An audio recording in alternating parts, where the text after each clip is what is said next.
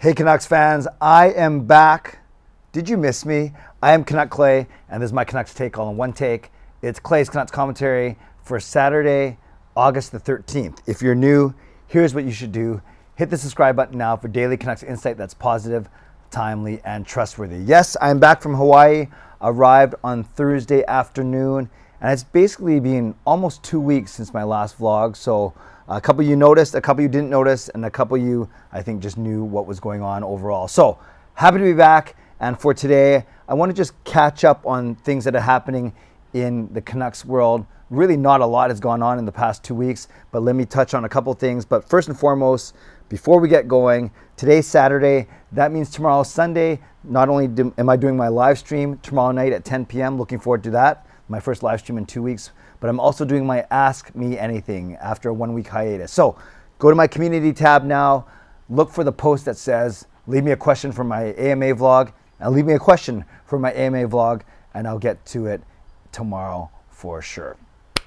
Okay, it's pretty amazing that not a lot happened. I shouldn't say it's amazing, maybe it's to be expected that not a lot happened in the past week and a half that I was gone. Maybe that's why a show like Donnie and Dolly went on hiatus for the month of August. Maybe that's why a lot of the Sportsnet 650 radio shows have, they're kind of having fill-in hosts as the regular hosts go on vacation. Whatever it may be, it's really the dog days of the Canucks season. But I want to touch on a few things that have happened or really not happened over the past week and a half, and kind of a smorgasbord. I want to talk about four things really quickly. And the first thing is JT Miller. I kind of vowed that I wouldn't talk about him too much unless there's news. He appeared on a podcast, John Scott's podcast, and basically said what he's been saying, that he likes Vancouver, he likes the city, he likes his teammates, he wants to be here, but he knows at the end of the day, what an overused cliche, at the end of the day, it's still a business, and right now the two sides seem far apart. I guess the new wrinkle to this is we learned that Vegas goaltender Robin Lehner will be missing the entire season. So does that mean Vegas's chances are even lessened? Do they have to rely on a goaltender like Logan Thompson for the year? Are they going to make a trade? Are they going to offer sheet Jake Ottinger? Whatever they're going to do, they are a lot weaker than we expect them. A lot weaker than even we expected them to be with Lehner in the lineup, obviously.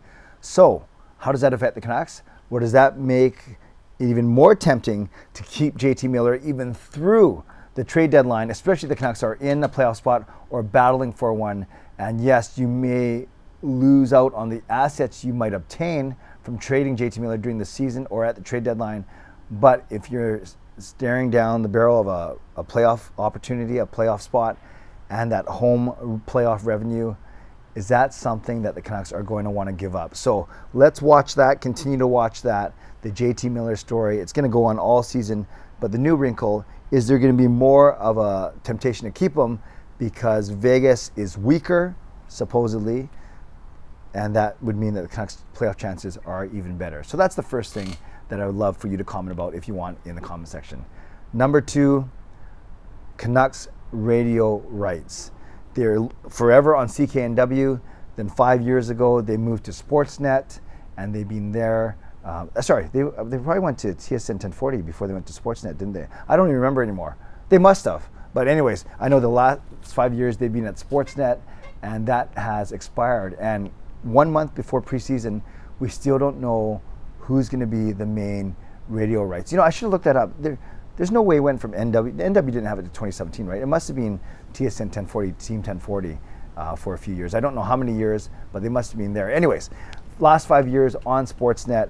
So it's going to be one of two things. They're either going to renew with Sportsnet, maybe a shorter term deal, maybe a bridge contract, who knows, or like the LA Kings do, like a couple, I think, basketball and baseball teams do, the Canucks could do everything in-house, have their own in-house broadcast, and then find different ways to stream, to go, not pay-per-view, but a more streaming type model. I know the LA Kings is one franchise that does it in the NHL. So that's going to be interesting. Obviously, it's going to be a lot cheaper if the Canucks don't go to Sportsnet, cheaper for themselves. So although, actually, is that true? I'm trying to think this out because Sportsnet, obviously they're going to pay for the radio rights themselves, but maybe they're balking at the price. Is that could be one thing, or maybe the Canucks themselves want to do everything in-house and then almost, I don't want to say control the narrative, but then hire their own people, and then really, I guess it is control the way the team is presented.